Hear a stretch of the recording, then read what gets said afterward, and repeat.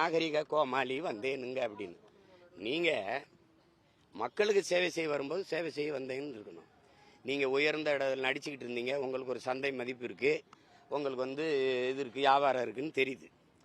நான் உங்களுக்காக என்னுடைய உச்சத்தை, என்னுடைய வருவாயை விட்டுட்டு வந்தேன்னு சொன்னா அப்ப என்ன கேள்வி வருது? உன்னை யாரு விட்டுட்டு வர சொன்னதுன்னு வருதா இல்லையா? வருதா இல்லையா? 500-600 ஏக்கரை நாட்டுக்கு எழுதி வச்ச என் தாத்தன் சம்பளிங்க முதல்ல அப்படிதான் போயிட்டு இருந்தானா? சொத்தம்பட்டையும் வித்து நாட்டுக்காக சுதந்திரத்துக்கு செலவழிச்சு செக்கெழுத்து செத்தானே என் பாட்டங்க வாவுசி அப்படிதான் போயிட்டு இருந்தானா? அப்படிதான் போயிட்டு இருந்தானா சொல்லுங்க. 9 வருஷம் சிறையில் இருந்தேன், 9 வருஷம் சிறையில் இருந்தேன், என் சொத்தையெல்லாம் ஏழை எளிய மக்களுக்கு எழுதி கொடுத்தேன் என் தாத்தன் தெய்வத்திரு முத்துராமலிங்கம் சொன்னாரா? எங்க தாத்தா காமராஜ் நான் உங்களுக்காக நான் வாழ்க்கையை இழந்தேன், திருமணமே பண்ணிக்காம இருந்தேன் அப்படிலாம் சொல்றாங்களா யாராவது?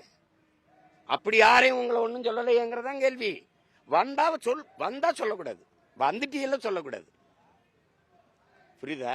அது எப்படி இருக்குன்னா, நீங்க அதை ஒன்றும் கேட்கவே இல்லைங்கிற கேள்விப்படல. உன்னை யார் அப்படி வர சொன்னதுப்பா?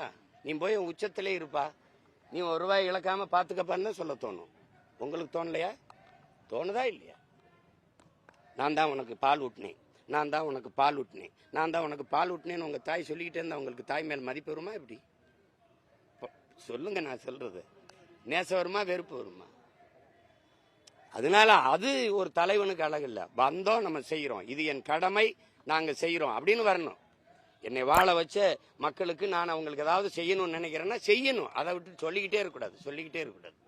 அப்ப அந்த கேள்வி உங்களுக்கு எல்லாம் இருக்கலாம், இவருக்கு எல்லாம் இருக்கலாம். அவர் என் தம்பி, அவர்கிட்ட சொல்லக்கூடாது, அப்படி சொல்லாத அப்படின்னு சொல்ல வேண்டிய கடமையும் பொறுப்பும் எனக்கு இருக்கு.